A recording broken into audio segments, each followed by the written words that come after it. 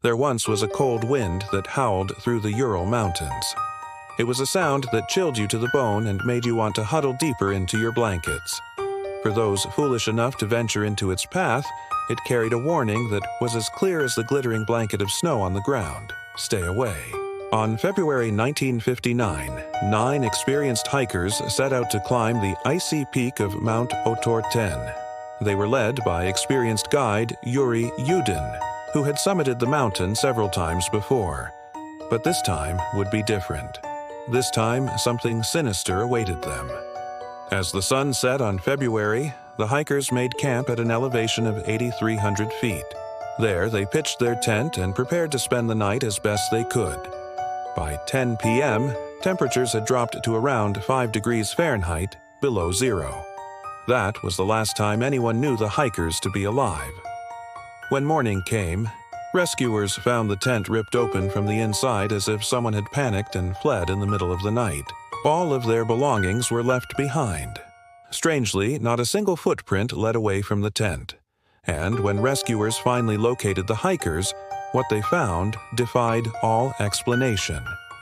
Each person was found half-dressed, barefoot, as if they had run out of the tent in terror and then collapsed in the snow. Some were found with severe internal injuries, broken ribs, even crushed skulls, yet no external wounds, as if whatever had hit them had done so without leaving a mark.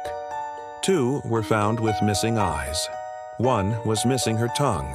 All of them had been exposed to high levels of radiation, enough to kill a person in just a few days. The radiation could have come from X-ray or gamma-ray machines, but there were no machines anywhere nearby. All of the hikers' clothing contained radioactive elements, which ruled out a nuclear reactor as the source of the radiation. The only thing that made sense was that they had stumbled upon some kind of highly classified military experiment gone wrong. But here's where things get weirder. When authorities first examined the bodies, they found no trace of radiation. It wasn't until weeks later that 2 scientists, Leonid Ramzan and Zhoris Medvedev, examined the bodies again. They found that the radiation levels were so high that the instruments they were using couldn't register them. And it was then that they realized that these hikers had died from massive internal hemorrhaging caused by exposure to radiation. Whatever had happened to them, it wasn't like anything they'd ever seen before. Today, the incident is still considered one of the strangest unsolved mysteries in modern history.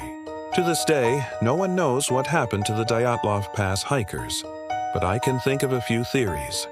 Some believe that an avalanche buried the tent, causing the hikers to flee. However, an avalanche wouldn't explain the radiation, the lack of footprints in the snow, or the strange injuries. Others suggest that the hikers were victims of secret military testing, perhaps of a new sonic weapon.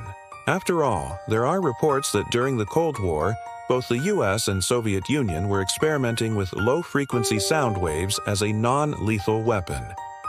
In 1956, the US Navy tested the effects of sonic weapons on human beings. They essentially found that the weapon was effective in producing nausea, disorientation, and even nosebleeds.